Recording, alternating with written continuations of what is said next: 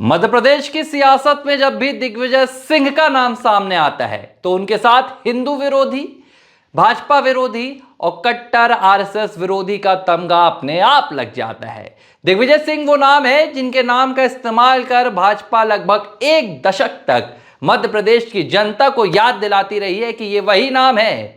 अगर जिसके नाम पर आपने कांग्रेस पार्टी को वोट दिया तो वो दौर याद कीजिएगा जब दिग्विजय सिंह मुख्यमंत्री हुआ करते थे। और मध्य प्रदेश में दिग्विजय सिंह खुद इस बात को भी कई बार जान गए, समझ गए कि मध्य प्रदेश की सियासत के लिए फिलहाल वो कांग्रेस पार्टी में एक डैमेज करने वाले राजनेता ही बनकर रह गए। कांग्रेस के कई कार्यकर्ताओं और नेताओं ने खुद ये बात स्वीकार की है।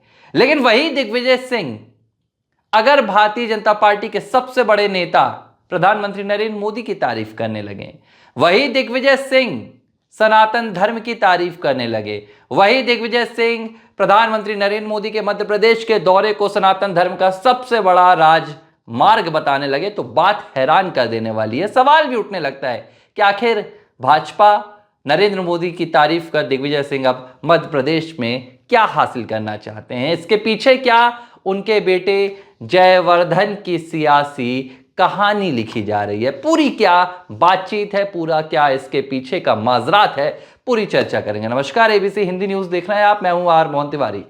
मध्य प्रदेश की सियासत में साल 2023 और इसके बाद 2024 दोनों साल कांग्रेस पार्टी के लिए किसी तबाही से कम नहीं थे।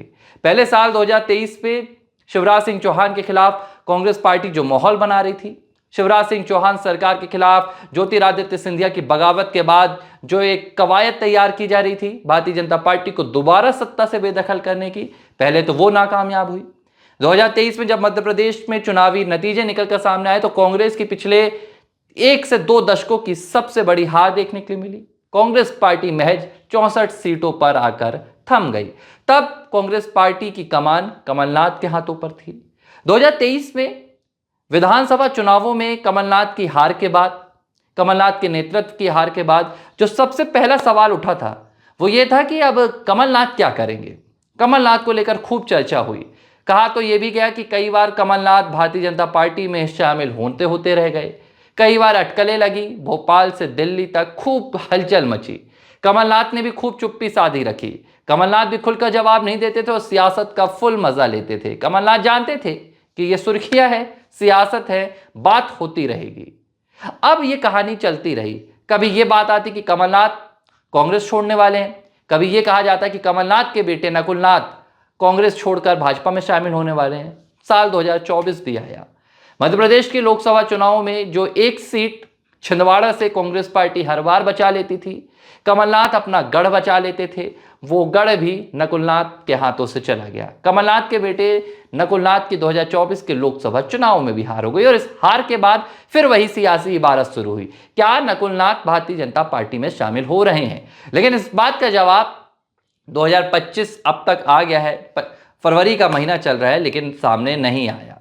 मध्य प्रदेश की सियासत से कमलनाथ, नकुलनाथ, भले उनका वर्चस्व कम हो गया हो, भले उनकी ताकत कम हो गई हो, लेकिन उन्होंने पार्टी का दामन नहीं छोड़ा। अब एक सवाल तो था कमलनाथ का, जिसे लेकर अटकलें लगती रहती थी कि कमलनाथ भाजपा में शामिल होंगे या वो अपने बेटे के लिए नई सियासी राह गढ़ने के लिए उन्हें भाजपा में भेज देंगे। लेकिन दोनों ऐसा नहीं हुआ। लेकिन अब मध्य प्रदेश के पूर्व मुख्यमंत्री, कांग्रेस पार्टी के वरिष्ठ नेता दिग्विजय सिंह ने कुछ ऐसी बातें कह दी हैं, दिग्विजय सिंह के कुछ ऐसे बयान सामने आ गए हैं जिससे एक नई सियासी अटकलों को जन्म मिल रहा है, जिससे मध्य प्रदेश की सियासत में एक नई बनती हुई राह को देखा जा सकता है। हाल ही में आपको याद होगा मध्य प्रदेश में प्रधानमंत्री नरेंद्र मोदी 2 दिनों के दौरे पर पहुंचे थे। उन्होंने छतरपुर में बागेश्वर धाम के पीठाधीश्वर धीरेन्द्र कृष्ण शास्त्री के एक कार्यक्रम में शिरकत की थी। ये कार्यक्रम छतरपुर में बागेश्वर धाम में कैंसर हॉस्पिटल के शिलान्यास से जुड़ा हुआ था, जहां पीएम मोदी पहुंचे थे। पीएम मोदी धीरेन्द्र शास्त्री के दरमियान खूब तालमेल भी देखने के लिए मिला था। इस कार्यक्रम को लेकर कांग्रेस पार्टी के कई नेताओं ने, चाहे वो फूल सिंह बरैया हो इससे पहले या दूसरे नेता हों, उन्होंने भारतीय जनता पार्टी की और धीरेन्द्र कृष्ण शास्त्री की आलोचना की थी। जाहिर सी बात है, धीरेन्द्र कृष्ण शास्त्री हिंदूवादी बात करते हैं, धीरेन्द्र कृष्ण शास्त्री भारत को हिंदू राष्ट्र बनाने की बात करते हैं, सनातन एकता की बात करते हैं, जो आधे से ज्यादा कांग्रेस नेताओं को रास नहीं आती है। इस बात से इतर कि धीरेन्द्र कृष्ण शास्त्री का जो आज इतना बड़ा वर्चस्व है, इसके पीछे एक खुद कांग्रेसी नेता हुआ करते थे। लेकिन कांग्रेस धीरेन्द्र कृष्ण शास्त्री को भाजपा का मोहरा बताती है और भाजपा की विचारधारा से प्रभावित बताती है। ऐसे में जब भारतीय जनता पार्टी के सबसे बड़े नेता, देश के प्रधानमंत्री नरेंद्र मोदी छतरपुर पहुंचते हैं, तो कई कांग्रेस पार्टी के नेताओं ने यह कह दिया कि वो धीरेन्द्र कृष्ण शास्त्री जो महाकुंभ की भगदड़ में लोगों की मौत को मोक्ष बताते हैं, उन धीरेन्द्र कृष्ण शास्त्री को प्रधानमंत्री नरेंद्र मोदी बढ़ावा दे रहे हैं। अब एक बात यहां थी, अब दूसरी बात बताता हूं दिग्विजय सिंह की। यहां तक कांग्रेस पार्टी के नेताओं के बयान आए, उन्होंने प्रधानमंत्री नरेंद्र मोदी के बागेश्वर धाम के दौरे की आलोचना भी की। लेकिन जब यह सवाल दिग्विजय सिंह के सामने दागा गया, जब दिग्विजय सिंह से पूछा गया कि छतरपुर में बागेश्वर धाम में प्रधानमंत्री नरेंद्र मोदी आए थे, इस मसले पर आप क्या कहेंगे, तब दिग्विजय सिंह ने जो कहा, तब वहां मौजूद मीडिया भी सुनकर हैरान रह गई। दिग्विजय सिंह ने इस कार्यक्रम के लिए बागेश्वर धाम के पीठाधीश्वर धीरेन्द्र कृष्ण शास्त्री और प्रधानमंत्री नरेंद्र मोदी को बधाई दे दी। दिग्विजय सिंह ने यह भी कहा, उन्होंने कहा कि नर की सेवा के माध्यम से नारायण की सेवा करने का यह सबसे बेहतर अवसर होता है। जब आप मरीजों का इलाज करवाते हैं, असहायों का इलाज करवाते हैं, या गरीबों को शिक्षा देते हैं, या उनको भोजन देते हैं। दिग्विजय सिंह ने यह भी कहा कि सनातन का यह सबसे बड़ा राजमार्ग है। जाहिर सी बात है, पीएम मोदी की तारीफ करना, उन्होंने बधाई दी, इसके साथ उन्होंने धीरेन्द्र कृष्ण शास्त्री की भी बधाई दी। अब यह बात लोगों के कान से नीचे नहीं उतर रही है। लोगों को यह बात समझ में नहीं आ रही कि वो दिग्विजय सिंह जो लगातार ऐसे कार्यक्रमों का बहिष्कार करते हैं, जो आरएसएस के खिलाफ बोलने के लिए कांग्रेस पार्टी की परिपाटी पे सबसे आगे जाके खड़े हो जाते हैं, वो दिग्विजय सिंह जो देश को कहते हैं कि आरएसएस ने नफरती बना दिया है, वो दिग्विजय सिंह एक ऐसे धर्मगुरु की तारीफ करते हैं जिनके कार्यक्रम में शामिल होने प्रधानमंत्री नरेंद्र मोदी पहुंचते हैं। अपने आप में यह हैरान कर देने वाली बात है। लेकिन इसकी जो पटकथा है, यह फरवरी नहीं बल्कि नवंबर के महीने में ही लिखी जा चुकी है। अब मैं आपको थोड़ा सा पीछे ले जाने की कोशिश करूंगा। मध्य प्रदेश में साल 2024 में नवंबर माह में बागेश्वर धाम के पीठाधीश्वर धीरेन्द्र कृष्ण शास्त्री एक पदयात्रा की शुरुआत करते हैं। यह पदयात्रा तब धीरेन्द्र कृष्ण शास्त्री के बागेश्वर धाम से ओरछा तक निकली थी। इस पदयात्रा में कई राष्ट्रीय हस्ती भी शामिल हुई थी, कई सेलिब्रिटीज शामिल हुए थे, बड़े बड़े देश विदेश के सितारे भी आए थे और राजनीतिक पार्टियों के नेताओं का जमावड़ा भी लगा था।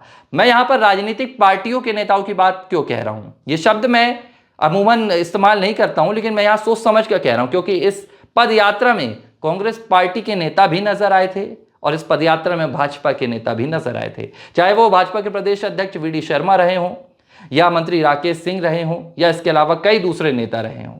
और इसी पदयात्रा में नजर आए थे दिग्विजय सिंह के बेटे राघवगढ़ से विधायक।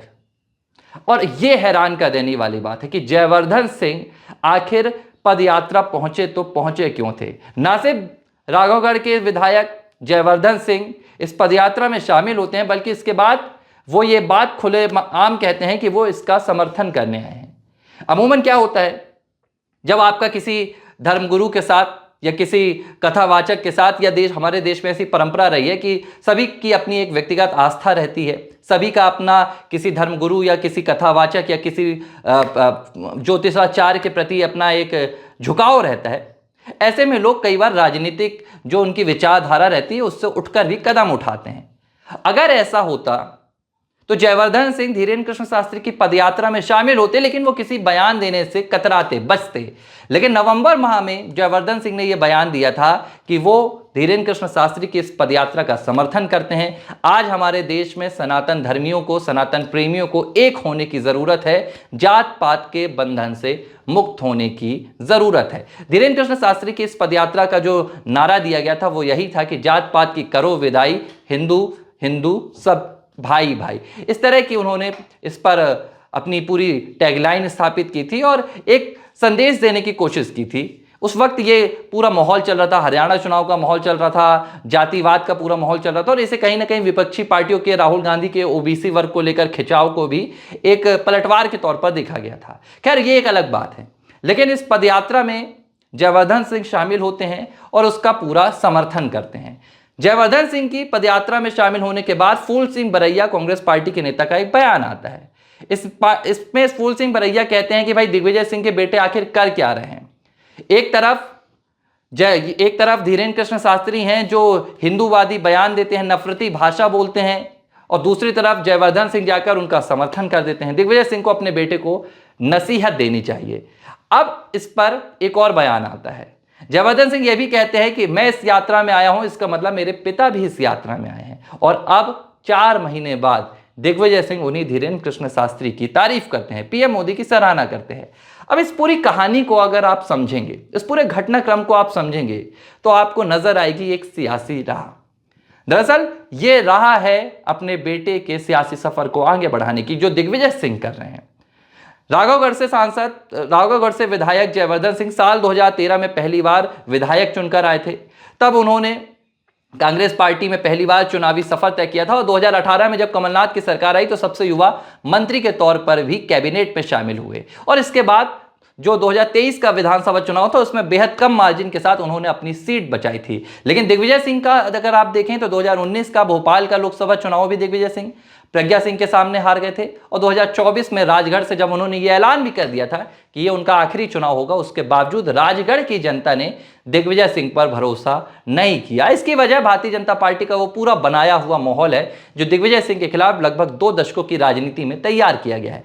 अब दिग्विजय सिंह इस बात को जानते हैं कि मेरी राजनीति तो लगभग हो चुकी है, अब मैं कोई पाला पलटूं या मैं पार्टी पलटूं तो मुझे बहुत कुछ हासिल नहीं होने वाला है। लेकिन मेरे बेटे जयवर्धन सिंह, उनकी अभी राजनीतिक शुरुआत हुई है, और अगर उनके साथ कांग्रेस पार्टी पे तो ठीक है, लेकिन अगर मेरा दामन लगा रहा और कांग्रेस पार्टी उसके साथ में टैग लगा रहा, कांग्रेस पार्टी की छत्र छाया में वो रहे, तो मध्य प्रदेश में तो कांग्रेस पार्टी का लगभग खात्मा हो चुका है। मध्य प्रदेश में कांग्रेस पार्टी अपनी सांसें लेने के लिए भी तरस रही है। 64 सीटें विधानसभा में है और 0 सीटों के साथ लोकसभा में है।